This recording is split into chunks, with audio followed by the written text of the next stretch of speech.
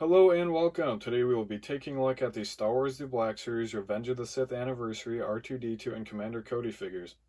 I do already have this Commander Cody and the Mandalorian R2-D2 on the shelves, but I found these two pretty cheap at a local flea market, so I figured I'd get Cody for a custom and R2 to go with Anakin. I didn't get the Dooku from this wave since I already have the original. I did find the Kit Fisto at the same flea market. I'm leaving him new in box though since I also have his original release. I did get several of the 501st from this wave, and they're already on the shelves. I didn't get the later release of Isla, since I already have her original release on the shelf, but I did snag some Magna cards, and I will be doing a review on them. I think that's enough blabbering, so let's get these guys opened up. Starting off with R2-D2.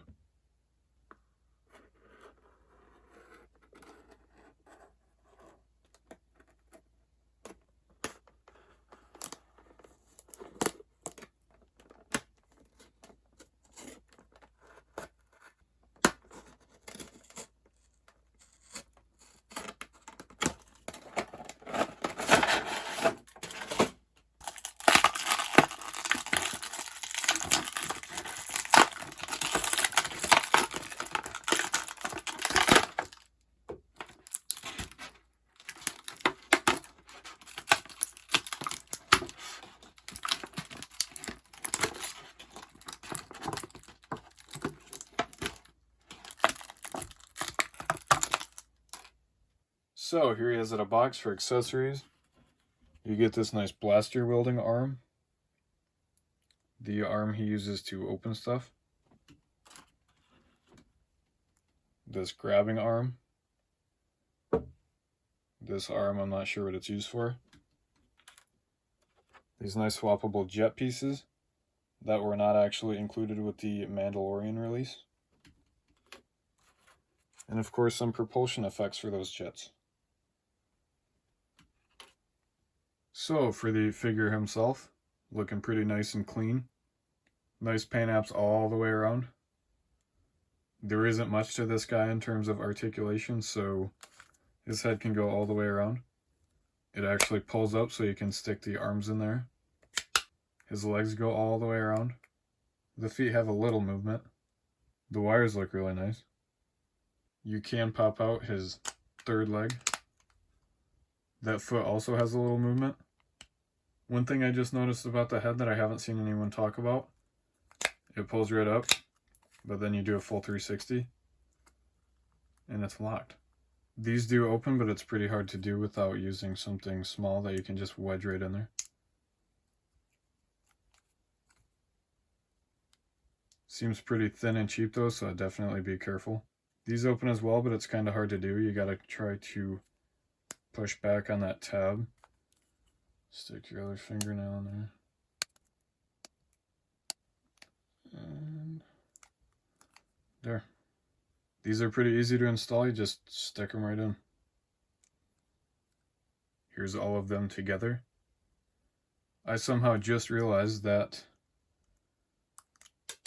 part and this part come off.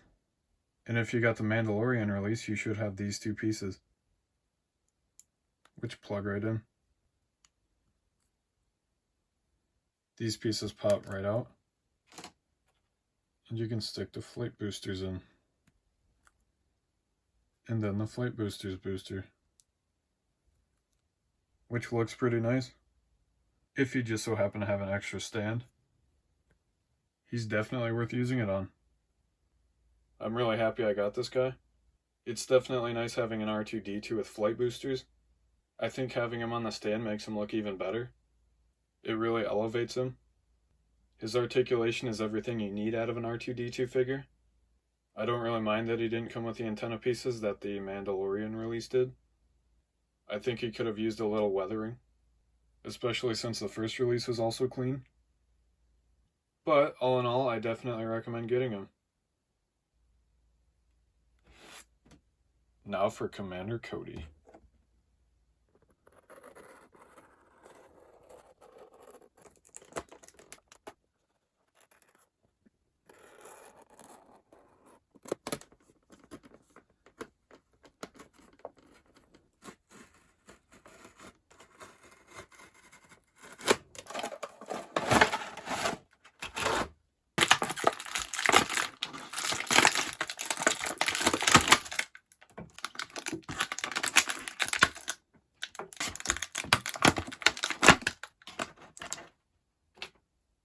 So here is at a box for accessories. You get his DC-15. Doesn't seem to be any paint anywhere on it. You get his helmet. Looks pretty nice. Paint wraps all the way around. And of course the Order 66 hologram with gold paint on the bottom. So now for the figure himself. Right away you can see there is a crucial detail missing, which is his scar.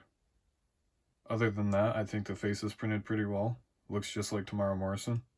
There is some paint bleeding on this one. They, for some reason, did not paint the gray line on his bicep. Nice sculpting overall. It uses the 2023 clone body, but there are some new parts, which are the belt, just for that tiny little hole so you can stick the Obi-Wan lightsaber on there. This coil molded into the arm. The shoulder armor. Both pieces are on O-rings. This chest piece, which is an overlay.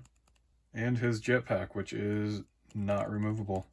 So for articulation, he can look up that far, down that far, decent bit of tilt. There's a ball on the head, there's a ball at the neck. His arm can go up that far, bicep swivel, single jointed elbow, which is pretty tight, goes in about that far. There is a hinge and swivel at the hand. It can rotate all the way around. There's a butterfly that adds a decent amount of movement. The torso can go that far back, that far forward. Nice side to side. There's a ball on the inside. He can almost do the splits. There is a thigh swivel. If you turn it to the side, you can get his leg that far up. And then you can bend the knee in, and voila. The knee armor is an overlay. He's got a single jointed knee, so it goes back that far. The foot goes forward that far, back that far. It's definitely limited by the armor. And then nice side to side. Pop his helmet on. If he's looking forward, you can just barely see his chin. With the helmet on, you can look up that far, down that far. Nice tilt. It is pretty hard to get the hologram in his hand.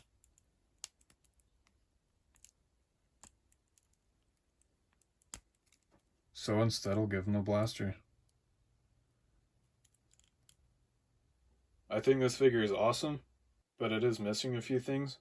Those being the printed scar on his face, the printed gray line on his bicep armor, and an extra hand to hold the Order 66 hologram. I know some people wanted more weathering. It's pretty much only on his torso. I personally don't really care that much. So, taking a step back, this figure is way better than the original. It's got insane articulation. It actually has a Tamara Morrison head sculpt. And it comes with this little guy. So, if you don't have the original Cody figure, definitely pick this guy up. If you do have the original Cody figure, pick this guy up. I really like these two figures. So of course I recommend getting both of them. Though if you had the Mandalorian R2, I don't really think you need this one. Unless you really want the flight boosters. Or the awesome packaging. And for this anniversary wave, I wish they would have done a lot more new figures rather than just re-releasing old ones. But it's Hasbro. What are you gonna do? So, as always, thank you for watching. Happy hunting, and I'll see you in the next video.